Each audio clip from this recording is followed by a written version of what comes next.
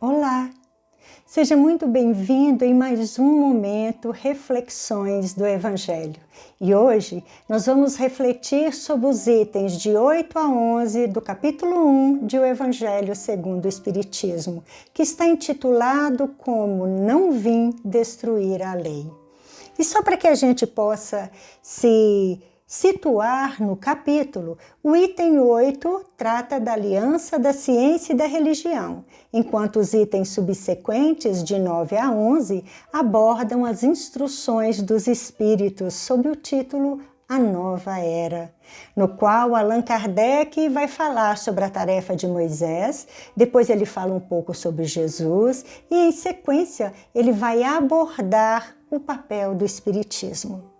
No item 8, Allan Kardec nos diz o seguinte: a ciência e a religião são duas alavancas da inteligência humana. Uma revela as leis do mundo material, se referindo à ciência, e a outra as do mundo moral, se referindo à religião. Tendo, no entanto, diz Kardec, essas leis o mesmo princípio que é Deus, não podem contradizer-se. Veja que o que Kardec está afirmando é que a ciência e a religião abordam aspectos da experiência humana que são fundamentalmente distintos. Ou seja, exatamente aquilo que a gente encontra na resposta dos Espíritos na questão 617 de O Livro dos Espíritos, quando eles vão dizer: todas as leis da natureza são leis divinas, pois é que Deus é o autor de tudo. O cientista estuda as leis da matéria, o homem de bem estuda e pratica as da alma. Então, a ciência busca compreender e explicar as leis materiais, enquanto a religião revela o domínio das leis do mundo moral. Mas a gente não pode deixar de considerar que o conhecimento científico sempre influenciou e ainda hoje influencia significativamente as religiões, da mesma maneira em que o conhecimento religioso impulsionou e ainda hoje impulsiona o conhecimento científico.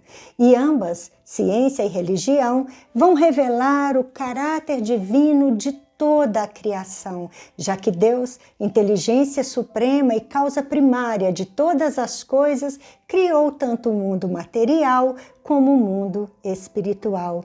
E é exatamente por isso que Kardec vai afirmar o seguinte: se fossem a negação uma da outra, ou seja, se religião fosse negação da ciência e a ciência negação da religião, uma necessariamente estaria em erro e a outra com a verdade, porquanto Deus não pode pretender a destruição de sua própria obra. E Kardec continua nos explicando que a ciência e a religião não puderam até hoje entender-se, porque encarado cada um as coisas do seu ponto de vista exclusivo, reciprocamente se repeliam. O que faltava, portanto, era preencher esse espaço vazio que havia entre a ciência e a religião, com uma ponte que pudesse aproximar uma da outra. E nós podemos chamar essa ponte de Espiritismo, que nos trouxe o conhecimento das leis que regem o universo espiritual e as suas relações com o mundo material. Por esta ponte, a fé dirigiu-se à razão, e a razão não encontrou absolutamente nada de ilógico na fé, marcando o início de uma nova era na vida da humanidade. E Kardec conclui este item 8 afirmando: fáceis são de prever as consequências. Acarretará para as relações sociais inevitáveis modificações, às quais ninguém terá força para se opor, porque elas estão nos desígnios de Deus e derivam da lei do progresso, que é a lei de Deus, e a que todos nós, indistintamente, alcança. Na Instrução dos Espíritos, nos itens 9 a 11, Kardec vai introduzir o tema A Nova Era.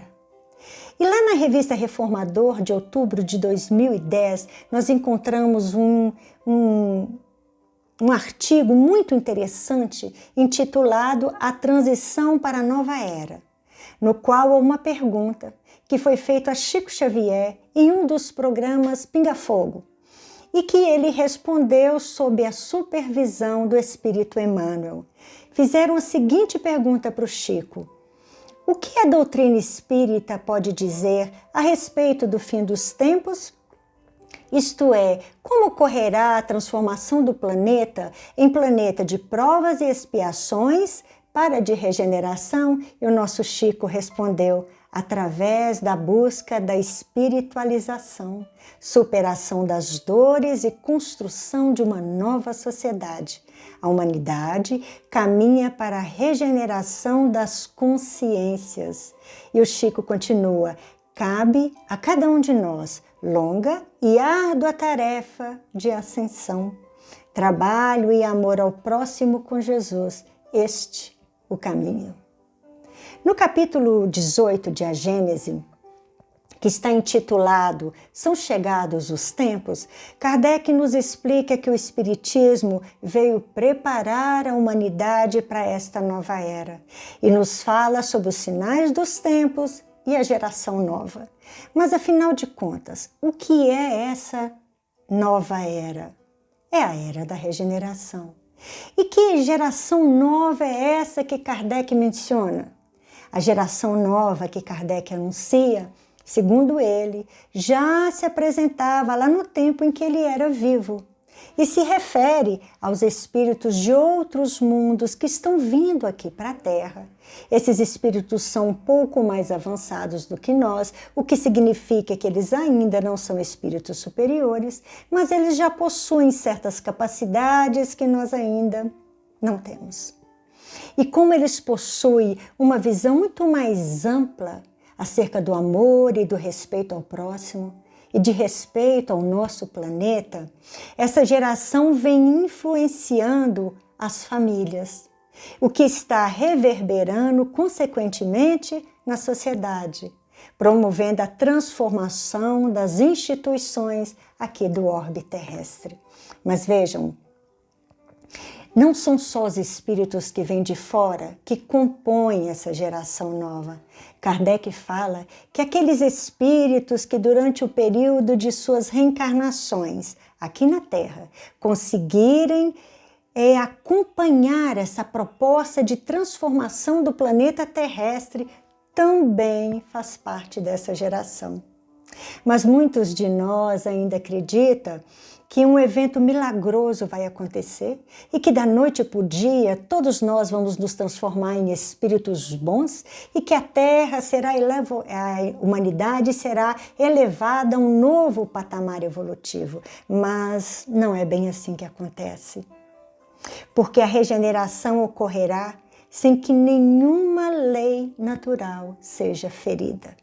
A transição para uma nova era está inserida num planejamento divino.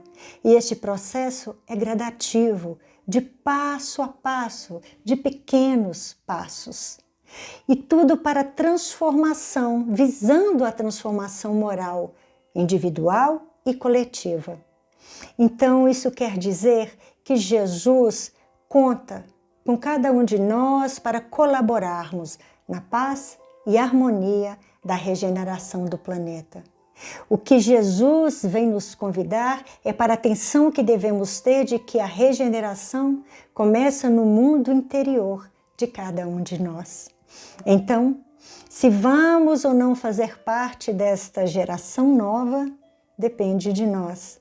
Porque o mundo de regeneração vai de fato exigir a regeneração das nossas consciências e dos nossos corações.